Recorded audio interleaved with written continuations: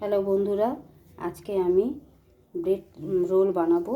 তাই bread role বানানোর জন্য দেখো কি কি উপকরণ লাগবে। ব্রেড রোল বানানোর জন্য লাগছে আলু সেদ্ধ। আমি আলুটাকে আগে থেকে মেখে রেখে দিয়েছি। ব্রেড নিয়ে নিয়েছি, ভাজা মশলা, আর বাড়িতেই আমি বিস্কুটের গুঁড়ো তৈরি করে নিয়েছি। আর এখানে ধনে পাতা, চাট মশলা, গাজর, কাঁচা লঙ্কা, পেঁয়াজ, নুন, আদা রসুন পেস্ট আর ক্যাপসিকাম। আর এখানে তেল গরম হতে দিয়ে দিয়েছি।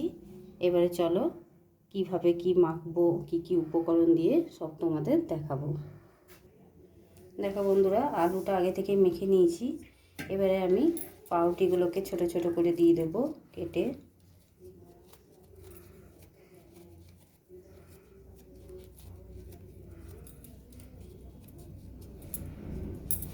পাউরুটিগুলো কেটে নিই, তারপর তোমাদের দেখাচ্ছি।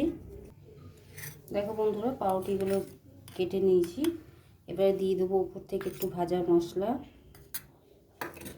আর সমস্ত উপকরণগুলো, ধনে পাতা, গাজর, লঙ্কা, চাট মশলা, ক্যাপসিকাম, আদা রসুন পেস্ট, পেঁয়াজ, নুন।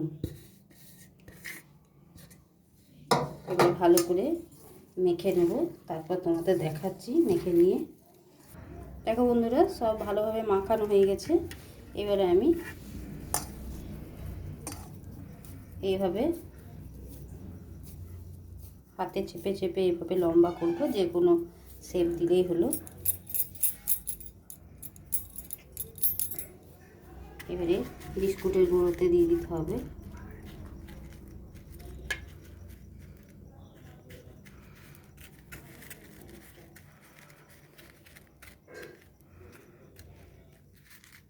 দেখো একটা রেডি হয়ে গেল।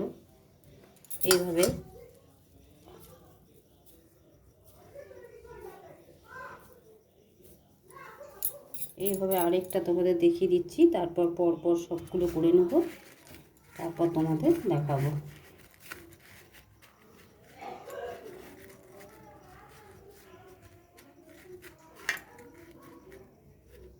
দেখো বন্ধুরা, আরেকটা হয়ে গেল।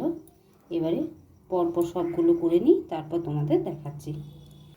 দেখো বন্ধুরা, আমার সমস্ত সবগুলো বানানো হয়ে গেল, আর তেলটা দেখো গরমও হয়ে গেছে। এবারে আমি একে একে ছেড়ে দেবো। আর দেখো 3 পিস পাউরুটি দিয়ে আর 1 পিস আলু দিয়ে কতগুলো ব্রেড রোল তৈরি হচ্ছে। একদম সহজ পদ্ধতিতে।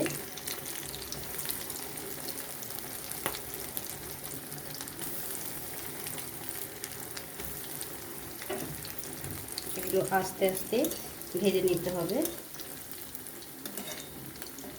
মিডিয়াম আঁচে রেখে।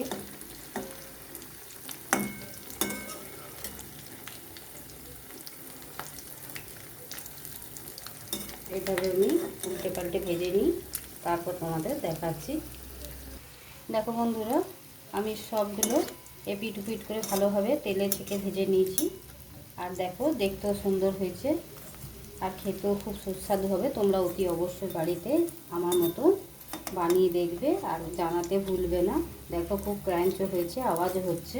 এবারে আমি তুলে তোমাদের দেখাচ্ছি কড়াই থেকে।